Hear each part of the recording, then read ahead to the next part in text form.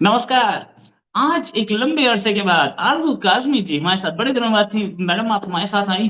पहली चीज़, इतने दिनों से गायब कहाँ थी ma'am? Thank you so much sir. कहीं गायब नहीं थी। पहले तो मुझे टेम्परेचर था और वो कहा जा रहा है कोविड का कोई बहन भाई है जो हो गया था। और अभी तक मेरा गला जो है जिसपे मेरी ऑडियंस कह रही है कि आपकी आवाज़ बड़ी अच्छी हो रही है।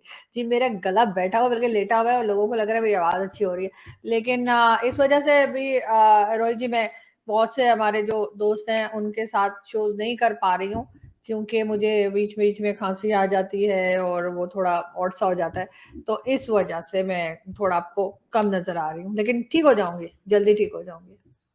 मैडम प्रॉब्लम ये है कि हम लोग पब्लिक फिगर हैं, तो हमें भी ये प्रॉब्लम्स आती हैं। ये खाँसी-बुखार हमें भी होता है। दुनिया को पता लगना चाहिए। ख़ैर बहुत-बहुत स्वागत आपका हमारे शो में। मैम मैं आपसे जो बात करना चाह रहा था वो ये था कि पाकिस्तान व्हीट क्राइसिस से अब तक उभर नहीं पाया है। क्या प्रॉब्लम है कि ये व्हीट क्राइसिस उभरने का नाम नहीं ले रही है? गेहूँ क्या रेट है? सॉरी आटा क्या रेट है? और क्या कोई गवर्नमेंट ने कोई ऐसे स्टेप्स उठाए हैं कि आटा लोगों को मिल जाए? देखिए, सबसे पहली बात तो ये कि पाकिस्तान में ऐसी ज़रई ज़मीनें जो है ना बहुत कम रह गई हैं, जहाँ पर किसी भी किस्म की खेती-बाड़ी की जा सके या जहाँ पर बीज लगाएँ ये या वेजिटेबल्स लगाएँ, इस किस्म की जो चीज़ें हैं वो पाकिस्तान में वो ज़रई ज़मीन जो है वो बहुत कम इसलिए हो गई है कि बहुत सी जगह पे तो डीएचए बन गया है। जो हमारी एजेंसीज़ और हमारी फ़ौज है वो डीएचए बनाते रहते हैं, तो उन्होंने उन ज़मीनों पे डीएचए बना लिया है। बाकी जो ज़मीनें रह गईं, उसके ऊपर मलिक रियाज़ जैसे जो टाइकून हैं, यानी कि जो ये लैंड ग्रैबर्स हैं उनका कब्ज़ा है और उन्होंने वहाँ पे हाउसिंग स्कीम्स बना दी हैं। तो ये लोग ये तो सोचते नहीं हैं कि जी लोगों को ठीक है घर बनाते जा रहे हैं, देते जा रहे हैं, लेकिन खाना कहाँ से आएगा? पहले भी हमारे यहाँ जो था वो व्हीट या गंदुम जो है वो बाहर से इम्पोर्ट किया जा रहा था और अभी भी वही कुछ चल रहा है। थोड़ी बहुत ज़मीन ऐसी ज़रूर थी जहाँ पर ये काश्त की जाती थी, वहाँ पर आप जानते हैं कि फ्लड आया है और फ्लड आने के बाद जो है वो हाल ये है कि अभी ज़मीन इस काबिल नहीं है कि वहाँ पर जो है किसी किस्म की भी फसल लगाई जाए या व्हीट हो या किसी कोई वेजिटेबल हो, कुछ भी नहीं हो सकता।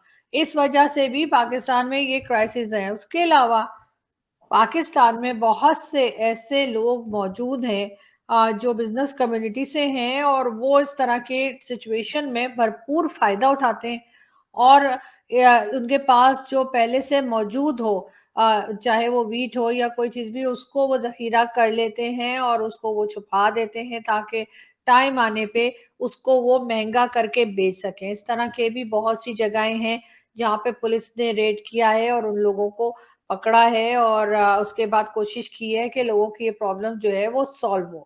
साथ-साथ रशिया से भी हमें जो है अब वो भी शायद आपको मालूम ही होगा कि तकरीबन 7,000 टन या इस तरह से जो है इन लोगों ने मंगवाया है व्हीट और लोगों को पहुँचाया जा रहा है। पंजाब की गवर्नमेंट ने भी एक कोटा सिस्टम के तहत जो है वो बलूचिस्तान के लोगों के लिए कहा है कि जी हम आटा उनको देंगे और गेहूँ उनको पहुँचाएँगे।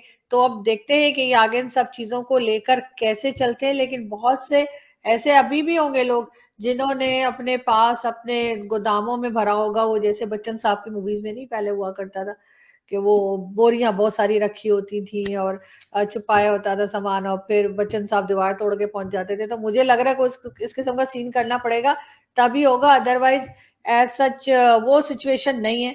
जो लोगों को बताई जा रही है। हाँ, महँगाई तो है, ये तो हमारे यहाँ से हमेशा से लोगों का अगर पाकिस्तान में किसी भी किस्म का फ्लड आ जाए, अर्थक्वेक आ जाए, कोई और प्रॉब्लम आ जाए, कोविड हो जाए या कुछ, तो हमारे यहाँ सारी दुनिया में जितनी यूरोपियन कंट्रीज़ हैं या अमेरिका, कनाडा वहाँ पे चीज़ें सस्ती हो जाती हैं, पाकिस्तान में महँगी हो जाती हैं। तो वही हाल इस वक़्त भी पाकिस्तान में है कि हर चीज़ जो है वो महँगी हुई हुई है इस वजह से कि लोग कमाने में लगे हैं, ये नहीं सोच रहे कि जो हमारे लोग हैं हम उनकी कोई मदद कर दें। राइट। आपके पीछे जो किताब पढ़ी है मैंने 2 बार फुल फ्रेम करके उसका नाम पढ़ने की कोशिश की, द ज्यू इज़ नॉट माय एनिमी। फिर पता लगा ये तारिक फ़तेह साहब की किताब आपने पीछे रखी हुई है। क्या पढ़ लिया आपने? अब पढ़ रही है इसे? नहीं, ये वाली तो मैंने डेफ़िनेटली पढ़ ली है, जो पीछे बुक्स रखी हैं उनमें से एक जो है वो कर्नल दानवीर की भी है, जो उन्होंने कश्मीर पे लिखी है, फिर एक मेरे बड़े अच्छे दोस्त हैं गौरव सावंत, उनकी है और उन्होंने कारगिल के ऊपर लिखी है, और उसके बाद मुझे दुनिया जान की लोगों से बातें सुननी पड़ी हैं कि तुम पता नहीं इंडियन ऑथर्स को क्यों पढ़ रही हो। तो लेकिन खैर वो मुझे शौक है और मेरी मर्जी है तो मैं पढ़ती हूँ। लेकिन बिल्कुल ये तारिक साहब की ये वाली बुक भी मैंने पढ़ी है और आप भी पढ़े, बड़ी अच्छी है। राइट। वैसे किताब किसी भी ऑथर की हो, किताब किताब होती है, क्योंकि उस किताब पे फिर रिव्यूज आते हैं कि ये बायस्ड है या नहीं है। और अगर बायस्ड भी है तो आपको किताब की एनालिसिस की जगह आप उसके फैक्ट्स पिक कर लें, तो हम्म। आपका आपकी अपनी एक एनालिसिस बन जाती है हमेशा। हाँ, मैं यही करता हूँ, हर किताब से फैक्ट्स पिक करता हूँ। वो जो एनालिसिस दे रहा है कि गलत हुआ सही हुआ, मुझे उससे मतलब नहीं होता। मैं सिर्फ ये बोलता हूँ, अच्छा ये फैक्ट था, इतने लोग इस दिन मारे गए, इतने लोग इस दिन मारे गए, मतलब करगिल की बात करें, और या इन्फिल्ट्रेशन कितनी हुई, किसने की, वो फैक्ट्स आप उठा सकते हैं। दैट्स नहीं, दैट्स वेरी इंपॉर्टेंट। आप बिल्कुल ठीक कह रहे हैं, और मुझे भी कुछ इसी तरह का शौक है कि मैं पहले तो मतलब बुक को पढ़ती हूँ, बुक को पढ़ने में फिर मुझे बड़ा टाइम लगाती हूँ, क्योंकि जाहिर है कि आपको पता है वीडियोस भी बनानी है, न्यूज़ भी देखनी है, तो बीच में रीडिंग का टाइम भी निकालना होता है। लेकिन उसके बाद एक बार जब पूरी बुक पढ़ ली ना, तो उसके बाद फिर नोट्स बनाती हूँ, जिसमें मुझे बहुत मजा आता है हमेशा से। वैसे स्कूल लाइफ से समझे जैसे आदत सी है कि फिर उसमें से नोट्स बनाए जाते हैं कि जी इस बुक में क्या था, या क्या चीज मुझे अच्छी लगी या इम्पोर्टेंट लगी, तो वो नोट्स बनाने में बड़ा मजा आता है। राइट। अच्छा, मैं एक और बात कर रहा था कि पाकिस्तान की जो डॉलर क्राइसिस है, अब वो एक लेवल आगे चली गई है। शिपिंग रूट्स के पैसे नहीं दिए गए अब तक। साथ में शिपिंग रूट्स अगर बंद हो गए तो तेल कैसे आएगा, वो गंदम कैसे आएगी जो आ रही थी, और ऊपर से बहुत सारी चीजें और प्रॉब्लम दे सकती हैं। तेल यानी कि क्रूड ऑयल, वो एक कंसाइनमेंट रुक गई थी बिकॉज लेटर ऑफ क्रेडिट नहीं मिला था स्टेट बैंक ऑफ पाकिस्तान से। दूसरी कंसाइनमेंट 23 तारीख की थी, यानी कि यस्टरडे, कल की थी। वो भी, उसके भी चलने की अभी तक कोई खबर नहीं आई है, वो भी रुका हुआ था। एक 30 तारीख का और है, वो भी रुका है। साढ़े तीन तीन चार चार लाख बैरल के वो है। अगर ऐसे ही रुकेगा, क्या स्टेट बैंक कुछ कर रही है इसके लिए, या पाकिस्तान में पेट्रोल क्राइसिस आने वाली है, क्या ऐसा आपको लग रहा है? नहीं, मुझे ऐसा लग रहा है कि यकीनन पाकिस्तान की गवर्नमेंट और एस्टेब्लिशमेंट मिलकर कुछ ना कुछ प्लान जरूर कर रहे होंगे, क्योंकि ये भी कहा जा रहा है कि रशिया से जो ऑयल ले रहे हैं वो भी कहा है कि जी मार्च के एंड तक जो है वो मिलना शुरू हो जाएगा। और बाकी अभी जो रुक गए तो ऑब्वियसली पाकिस्तान के पास अभी फाइनेंस नहीं है। बहुत सी ऐसी कंट्रीज भी हैं जिसमें यानी वर्ल्ड बैंक भी शामिल है, सऊदी अरब भी शामिल है, जिन्होंने पाकिस्तान को क्रेडिट देना था मगर उन्होंने रोक दिया है। और साथ ही उन्होंने ये भी कह दिया कि जी फिलहाल हम नहीं दे रहे, हम देखेंगे, सोचेंगे, whatever the reason is. लेकिन ये कि इस वजह से भी शायद लेने में इनको मुश्किल पेश आ रही है। अब यही हो सकता है कि ये थोड़ा सा यहाँ पे जो है ऑयल प्राइस और इस किस्म की चीजों की प्राइस बढ़ाएंगे, साथ साथ कोशिश करेंगे कि कहीं से फंड्स मिल जाएं जिससे कि काम आगे चल पाए। लेकिन वो कहीं ना कहीं जाकर मुझे आई डोंट नो व्हाई, लेकिन मुझे लगता है कहीं ना कहीं जाके संभाला ले लेंगे, क्योंकि ये जुगाड़ लगाना हमें बहुत अच्छा आता है कि जब हमें बहुत सख्त पैसों की जरूरत हो तो पैसों में हमें टेंशन नहीं होती। आप अगर अभी भी पाकिस्तान आए और आप लोगों से मिलें, जो आम लोग हों जिन्हें आप बेशक ना जानते हो, तो आपको ऐसा कहीं से नहीं लगेगा कि ये लोग कोई परेशान है। अब क्यों ऐसा है वो मैं भी नहीं जानती। इवन मेरे एक दोस्त जो है वो इंडियन एम्बेसी से, वो भी ये कह रहे थे कि पाकिस्तानियों को देख के जरा सा भी नहीं लगता कि इतना जबरदस्त या इतना ज्यादा जो है इकोनॉमिक क्राइसिस है यहाँ पे। वो कह रहे थे मैं 2-3 दिन पहले किसी शादी पे गया था तो वहां भी जो था वो बड़ा हंगामा था और लग ही नहीं रहा था कि कुछ है। तो ये आपको जो नजर आ रहा है ना वक्ती तौर पे है, और कहीं ना कहीं जाके जो हमारे ऊपर जिसे कहते हैं अपर क्लास है ना, जिनको बहुत जरूरत होती है बड़ी बड़ी गाड़ियां और उनके बल्कि प्राइवेट जेट तक रखे होते हैं, तो ये कोई ना कोई जुगाड़ लगाएंगे और ये इस क्राइसिस में से निकल जाएंगे। राइट। अच्छा, एक चीज और, कि अभी हम लोग हाल में जो हमें पता लगा है कि क्राइसिस, ये जो तेल आ रहा है वो रशिया से आ सकता है, युआन पेमेंट पे आ सकता है। तो पाकिस्तान में बड़ी बड़ी खुशी की लहर है कि भाई युआन पेमेंट पे हम ले लेंगे। अरे यार, युआन क्या है? Foreign currency. फॉरेन करेंसी ही डॉलर भी है। तो युआन पेमेंट में कुछ ज्यादा आसानी मिलने वाली है क्या? युआन भी तो फॉरेन करेंसी है ना, वहां पे भी तो आपको कुछ ना कुछ तो करना पड़ेगा उसके लिए भी। हो सकता है कि इन्होंने कुछ सोचा हो और इनके पास ये करेंसी हो, क्योंकि डॉलर तो इस वक्त जो है वो बिल्कुल ही नापैद हो चुका है पाकिस्तान में, और किसी को भी नहीं मिल रहा। और यहाँ तक के जो एक तरह से मनी एक्सचेंज चलाते हैं, जो पूरे मनी एक्सचेंज के हेड है पाकिस्तान में, उनका स्टेटमेंट भी आया था और उन्होंने कहा कि अगर कोई अमेरिका भी जा रहा हो तो हम उसको हम्म। 1200 डॉलर से ज्यादा नहीं देंगे। अब आप सोचोगे अमेरिका जा रहा हो, वो $1200 का वो क्या करेगा? मतलब ये तो बहुत कम रकम है। लेकिन उन्होंने यही कहा कि हम किसी को भी नहीं दे रहे और $5000 तो हरगिज नहीं दे रहे। तो एक करेंसी जब हमारे पास है ही नहीं, तो हमें जाहिर है कि कोई इस किस्म की ही बात करनी पड़ेगी रशिया से, कि जो कि हम अरेंज कर पाए। और यकीनन इन्होंने किसी दूसरी करेंसी के बारे में, और उन्होंने ये भी कहा कि जो फ्रेंडली कंट्रीज हैं पाकिस्तान के साथ, अब पता नहीं फ्रेंडली कंट्रीज है किसको कहते हैं, मतलब जो हमें पैसा दे दे वो फ्रेंडली कंट्री है, जो नहीं देगा वो नहीं है। तो इस किस्म का कुछ सीन होगा। लेकिन बहरहाल अब रशिया उस पे तैयार हो गया है, क्योंकि डॉलर तो फिलहाल हमारे पास नहीं है देने के लिए। लेकिन उसका मतलब ये तो नहीं है ना कि कुछ भी काम नहीं होगा और सब कुछ रुक जाएगा। कोई ना कोई दूसरा रास्ता निकाला जाएगा, जब तक के दोबारा से कुछ डॉलर्स हमारे पास नहीं आ जाते। पहले तो काफी उम्मीद थी कि 1.1 बिलियन डॉलर जो है वो वर्ल्ड बैंक ने कहा था कि दे देंगे। इसके अलावा सऊदी अरब ने भी ओके कर दिया था, लेकिन अब ये दोनों अचानक से रुक गए। अब ये क्यों रुक गए हैं? ये काफी एक फिक्र वाली बात है, क्योंकि ये तकरीबन दोनों ने ओके कर रखा था और उसके बाद अचानक से जो रुक गए, तो इसका जाहिर है कि असर तो पड़ेगा। लेकिन पाकिस्तान को कोई और रास्ता ढूंढना पड़ेगा, कोई और तरीका निकालना पड़ेगा जिससे कंट्री भी चलती रहे और ये ऑयल वगैरह का इशू भी ना हो। अच्छा, एक चीज और, एक टॉपिक पे मैं दो टॉपिक और डिस्कस करना चाह रहा था। एक तो इमरान खान साहब पे उन्होंने जनरल बाजवा को ब्लेम किया नवाज शरीफ के डिस्क्वालिफिकेशन के लिए, जो पैनामा केस में हुआ था। अब पैनामा केस में नवाज शरीफ का डिस्क्वालिफिकेशन, उस पर इमरान खान बाजवा साहब को ब्लेम कर रहे हैं। क्या इमरान खान बाजवा को कैस्टिगेट कर रहे हैं, मतलब बाजवा को बदनाम करने के मूड में हैं, या वो इमरान खान से कहीं ना कहीं हल्की फुल्की सेटिंग कर रहे हैं कि यार कम से कम जेल का सेल दो तो यार, छिपकली वाला मत देना। मुझे ये लगता है कि बाजवा साहब के साथ तो खैर इमरान खान की बिल्कुल भी नहीं बन रही है, क्योंकि अब ये कोई ढकी छुपी बात तो है नहीं कि हम्म। इमरान खान को लाने में बाजवा साहब का हाथ था। ये बात तो बाजवा साहब खुद भी मान चुके हैं कि हम्म। हाँ जी, हमने ही कोई पॉलिटिकल इंजीनियरिंग की थी जिसके नतीजे में इमरान खान जो है वो प्राइम मिनिस्टर बने थे।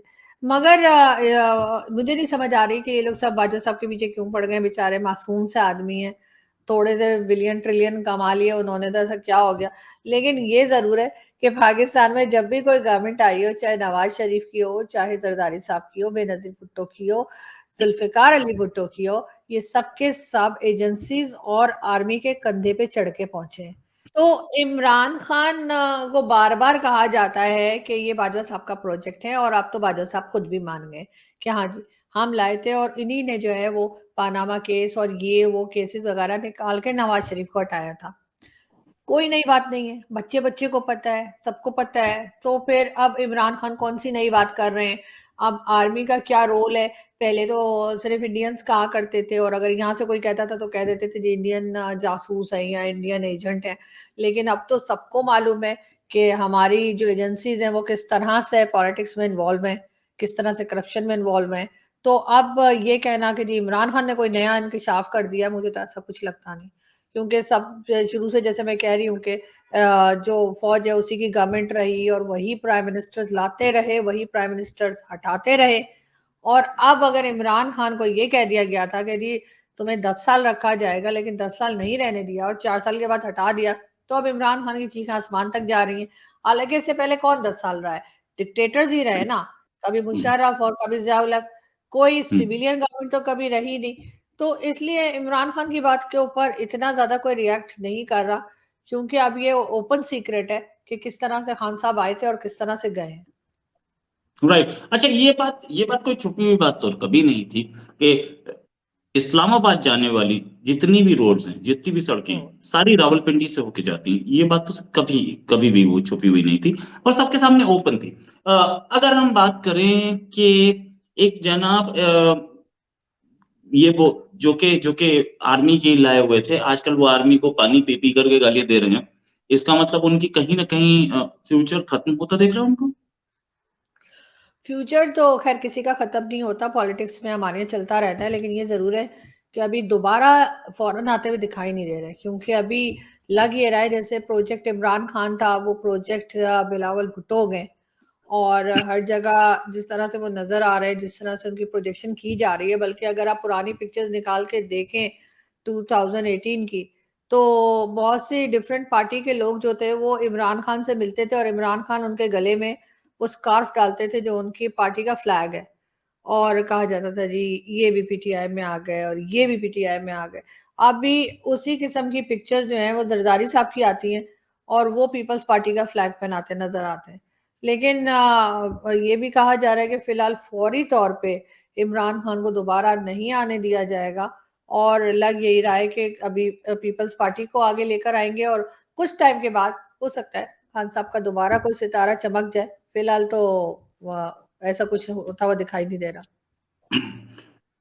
इमरान खान की एज 70 अगर 10 साल और ये नहीं आ पाए तो 80 की एज में मुझे तो नहीं लगता ये आ पाएंगे, बहुत कम चांसेस हैं। क्या टैग एंड पे करियर ऐसा हम बोल सकते हैं। मैं फाइनल क्वेश्चन आपसे, एक एक एक एक बहुत पाकिस्तानी मीडिया बहुत डिस्कस कर रहा है इस चीज को कि पाकिस्तान में 30% लोग बीपीएल है। BPL means below poverty line, और 35 नियरली 35% जो 35% बीपीएल है, 35% जो है बीपीएल के आसपास है, 10% मिडिल क्लास है जिन्हें ये पूरा खर्चा बियर करने पड़ेगा। 10% मिडिल क्लास टैक्स दे रही है, बाकी जो है दे कम फ्रॉम द एलिट, और वो एलिट जो वो टैक्स देती नहीं है। तो ये 10% मिडिल क्लास को ही टैक्स देना पड़ेगा, और वो उसी को ये पूरा पूरा जो इकोनॉमिक क्राइसिस है ये बर्डन लेना पड़ेगा। इसमें कितनी सच्चाई है?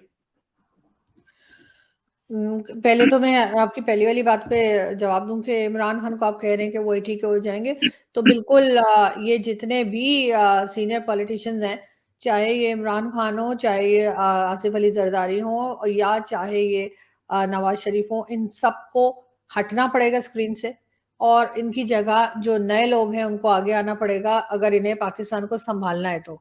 अब ये जितने भी सीनियर सिटीजन हैं, इनको चाहिए कि ये साइड पे हो जाएं, अपनी सीट्स छोड़ दें और अपने जूनियर्स को आगे आने दें। हाँ ठीक है, अपनी एडवाइस दे सकते हैं, वो देते रहें, कि एडवाइस तो और वक्त चाहिए होती है, लेकिन हाँ ये जरूर है कि प्राइम मिनिस्टर और इस किस्म की मिनिस्टर मिनिस्टर बनने वाली जो इन लोगों को शौक है, वो थोड़ा सा ये कंट्रोल करें। साथ साथ जी बिल्कुल ये बात अभी की नहीं है रोहित, बहुत टाइम से पाकिस्तान में जो है अब दो ही क्लासेस रह गई हैं। एक अपर क्लास है जिसके पास बहुत है, और एक लोअर क्लास जिसके पास कुछ भी नहीं है। वो जो पहले एक हमारे आपके बचपन में एक मिडिल क्लास हुआ करती थी ना, जिसको कहते थे कि जिनके पास एसी है लेकिन बिल देने के पैसे नहीं है, तो इस वो वाली क्लास जो है ना, जो जिससे मैं बिलोंग करती हूँ, तो वो वाली क्लास जो है ना वो पाकिस्तान में अब बहुत कम रह गई है, कि जिन्होंने पूरे घर में एसी लगाए होते हैं उसके बाद बिल दे के हार्ट अटैक आ रहा होता है। तो वो जो है ना वो वाली क्लास बहुत कम हो गई है, और ऑब्वियसली हमारे यहाँ इस वजह से जो है वो लोअर क्लास बढ़ गई है। जाहिर है लोगों के पास खर्चे जो है वो अपने अफोर्ड करने के लिए पैसे नहीं है, लेकिन करना भी पड़ेगा। साथ वाले ने टीवी ले लिया है तो हमें भी सब रूम में टीवी होना चाहिए। इस किस्म की चीजें चल रही हैं, लेकिन जो अपर क्लास है उसको कोई फर्क नहीं पड़ता। उसको आटे का क्या भाव है या क्या चीज कितने की मिल रही है उससे फर्क नहीं पड़ता। पहले ऐसा नहीं था, पहले हमारे यहाँ बड़े बिल्कुल क्लियरली हमें नजर आता था कि जी ये अपर क्लास है, ये मिडिल क्लास है और ये लोअर क्लास है। लेकिन अब आप सही कह रहे हैं कि जितना भी बोझ है वो सबका सब, जो थोड़ी सी मिडिल क्लास रह गई है उसके ऊपर ही पड़ेगा। टैक्स भी उसी को देना होगा, लंबे लंबे बिल भी उसी के आएंगे, और उसके बाद हर तरह की जो प्रॉब्लम्स है वो उसी को फेस करनी है। क्योंकि जो लोअर क्लास है उसको तो फर्क पड़ता कुछ नहीं है, घर में है क्या जो मतलब खो देंगे, और जो अपर क्लास है उसको तो वैसे ही आप जानते हैं कि वो तो बादशाह वाली जिंदगी है यहाँ पर। आप हमारे फॉरेन मिनिस्टर को ही देख सकते हैं जो $3,500 के जूते पहन के घूमते हैं, तो कभी $1,800 के जॉगर्स पहन के फ्लड वालों से मिलने चले जाते हैं। एक वो क्लास है, और दूसरी क्लास वो है जिसके सामने वो बैठे हुए थे, यानी जिनके पाँव में जूता ही नहीं था। तो पाकिस्तान में अब यही सिचुएशन है और मिडिल क्लास ना होने के बराबर है, मतलब कोई काउंट ही नहीं करता। जो रिपोर्ट आप बता रहे हैं बिल्कुल ठीक है। राइट, दैट मीन्स 70% जो है बीपीएल के आसपास है, बीपीएल है या बीपीएल के आसपास है, सिर्फ 10% क्लास को लेना पड़ेगा ये पूरा बर्डन। अच्छा, एक चीज जो आपने आपने बोला था कि पॉलिटिशियंस को रिटायर होना चाहिए। इंडिया में प्राइम मिनिस्टर मोदी के आने से पहले एक कहावत हुआ करती थी, politicians never retire, they just fade away. तो प्राइम मिनिस्टर मोदी के आने के बाद इन्होंने एक 75 ईयर्स एज की सीलिंग लगा दी थी, जिससे ज्यादा के लोग पॉलिटिक्स में नहीं थे, और ऐसा इम्प्लीमेंट भी किया गया। अगर आप देखें तो हमने नजमा हेपतुल्ला को रिटायरमेंट लेते हुए देखा है, हमने दूसरे लोगों को रिटायरमेंट लेते हुए देखा है, हमने रिटायरमेंट लेते हुए देखा है आडवाणी जी को। लेकिन अब हाल में ये लोग अपनी पार्लियामेंट की जो पार्लियामेंट्री कमेटी है उसमें एक जनाब को लेके आए हैं जो कि 75 से ऊपर हैं। तो ऐसा लग रहा है कि अब वो रूल टूटता दिख रहा है। लेकिन फिर भी बट स्टिल एक एक कहीं ना कहीं प्राइम मिनिस्टर मोदी एडमेंट है कि ये 75 वाला रूल रहना चाहिए। बट ये बीजेपी का रूल है, कांग्रेस में ऐसा कोई रूल नहीं। कांग्रेस में आप जितने भी साल के देखिए, हो जाए बैठे होते हैं। वो सही है, अगर अगर पॉलिटिशियन 200 साल के भी हो जाएं, आप उनसे एडवाइस लीजिए, आप उनसे पूछिए, उनसे सीखिए। लेकिन जो सीट पे आदमी बैठा हो, जो या औरत बैठी हो, उसकी जो है वो 75 और 80 एज नहीं होनी चाहिए, ताकि वो सोच सके, वो कुछ नई चीजों को पिक कर सके। अगर इमरान इमरान खान को अब हो, चाहे जरदारी आसिफ अली जरदारी हो, चाहे नवाज शरीफ हो, चाहे शहबाज शरीफ हो, इन सबको जो है अपनी सीट छोड़ देनी चाहिए और इन्हीं की पार्टी के जो उनसे कम उम्र लोग हैं उनको आगे लेकर आए, ताकि वो आगे काम कर सकें, पाकिस्तान को चला सकें। बाकी ये ठीक है, ये साइड पर रहें और अपने एडवाइसेस देते रहें, उससे तो कोई मना नहीं कर रहा। ये तो हमारे यहाँ भी हमने, ये सिर्फ पॉलिटिशियंस की बात नहीं है, हमारे तो मीडिया में भी यही हाल है। आप देख लीजिए, जो टीवी एंकर्स और या जो हमारे पैनल बैठा होता है टीवी के ऊपर, तो उनमें सीनियर लोग भी होते हैं, उनमें सीनियर फौजी भी होते हैं, उनमें सीनियर मीडिया के लोग भी होते हैं। हम ये तो नहीं कहते कि वो घर बैठ जाएं, वो आए बात करें, लेकिन जो शो कंडक्ट कर रहा है उसको तो थोड़ा सा कम उम्र होना चाहिए। कम उम्र से मेरा मतलब है कि 40s 50s और इसके आसपास कहीं होना चाहिए, इसलिए कि जाहिर है उसके लिए एनर्जी चाहिए होती है, उसके लिए आपकी हाजिर दिमागी होनी चाहिए। लेकिन अब ये बात कौन कौन समझा इन लोगों को, ये सारा प्रॉब्लम है।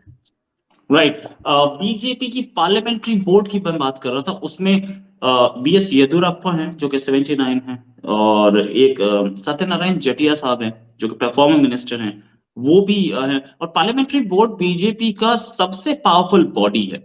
इसमें इसमें सुधा यादव जी भी हैं और दूसरे लोग भी हैं, इकबाल सिंह लालपुरा भी।